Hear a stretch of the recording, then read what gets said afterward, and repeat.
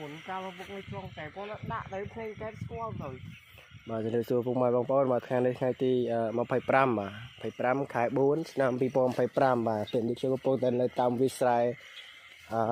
ឆ្ងាយពីភូមិជាង1គីឡូដីបាទដើម្បីចាប់កង្កែបចាប់ត្រីចាប់ពស់បាទបងប្អូនខ្ញុំនេះគឺជាជីវភាពតាមស្រុកស្រែបាទបងប្អូនគួរចងចាំអនុស្សាវរីយ៍ចាប់ដាក់ចាប់ដាក់ចាប់ចាប់អីតឡនតនបាទខំណាស់បាទនៅលេស្មាននេះគឺម៉ោង10យប់បាទអូម៉ោង10យប់